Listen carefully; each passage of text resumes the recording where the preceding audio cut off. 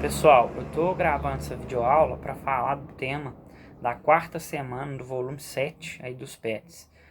Para vocês, a semana traz o seguinte tema para vocês do segundo ano: movimentos migratórios em tempos de globalização. Até eu vou ser breve nessa aula, porque foi uma aula que a gente teve na semana passada. É uma das características desses materiais dos PETs, não ter muita cronologia, um cronograma certo para as matérias e às vezes ser repetitivas, né?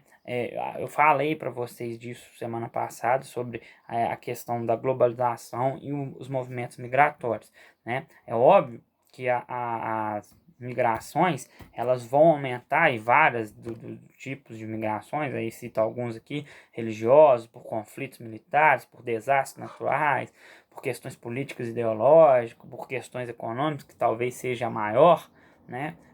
Vai aumentar com a globalização, porque uma das principais características da globalização é o incremento tecnológico em meios de locomoção, de comunicação, né, em vários desses meios, que fez com que os países, que as pessoas se tornassem mais próximos, né?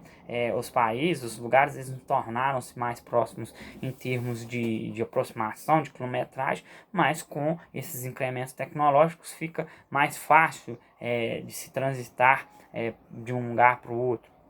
Então tem essa proximidade que a gente fala. E isso vai facilitar, obviamente, os movimentos migratórios, sejam eles quais forem, né? Então, essa questão a gente falou dela semana passada. E aí a gente observa aqui esse mapa. Eu só quero falar um pouco sobre esse mapa que tem no material de vocês: os principais fluxos migratórios no final do século XX e final do século XXI.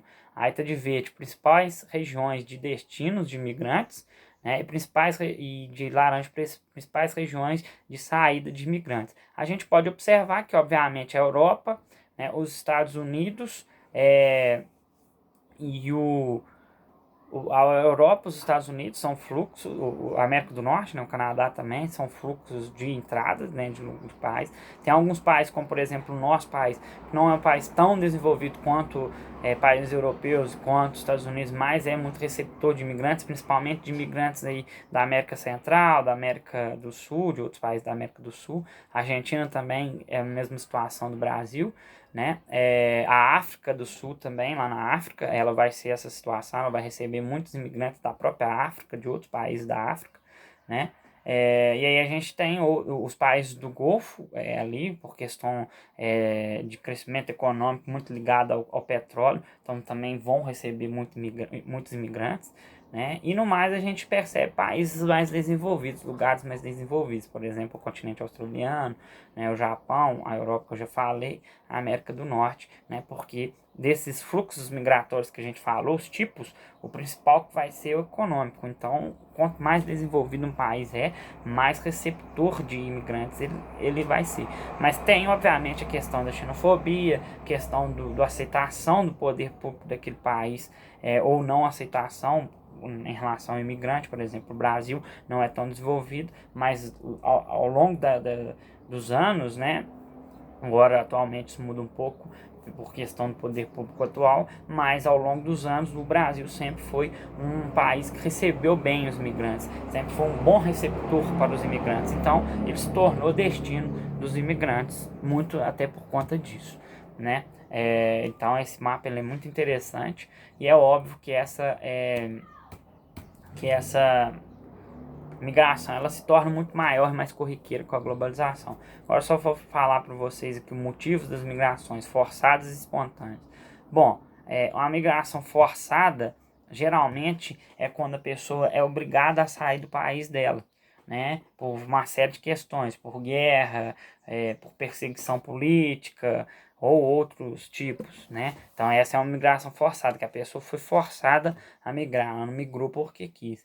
Tem a migração espontânea, porque não? A espontânea, ela almeja buscar um serviço melhor em outro lugar, uma qualidade de vida melhor em outro lugar. Então essa é espontânea, ela vai porque ela quer, não tem nada que esteja expulsando ela do local dela de origem, né? E dentro aí desse material também fala um pouco da fuga de cérebros, né? Essa fuga de cérebros faz referência a profissionais especializados em algumas áreas, né, do mercado de trabalho, que vão sair dos seus países por não ter emprego, ou então até tem, mas não se paga tão bem, a qualidade que ele vai conseguir com aquele emprego dele em seu país não é tanta quanto em outros países. Geralmente, essa fuga de cérebros se dá de países menos desenvolvidos, pessoas que estão em países menos desenvolvidos, para países mais desenvolvidos, onde eles vão conseguir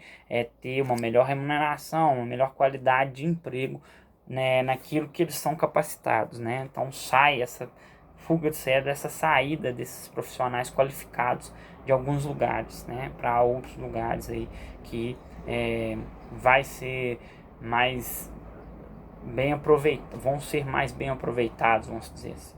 Então, basicamente é isso, pessoal. Essa aula vai ser curta mesmo por isso, porque semana passada a gente já falou muito dessa questão da globalização e a migração. Uma coisa óbvia, né? Se a globalização ela melhorou os meios de locomoção, os meios de comunicação, né, dentre outros melhores que ela teve, se ela fez com que as pessoas se aproximassem mais, né, que os países se aproximassem mais, é óbvio que ela vai sempre lembrando que essa aproximação que ela faz está muito ligada ao poder aquisitivo, ou seja, o dinheiro, né?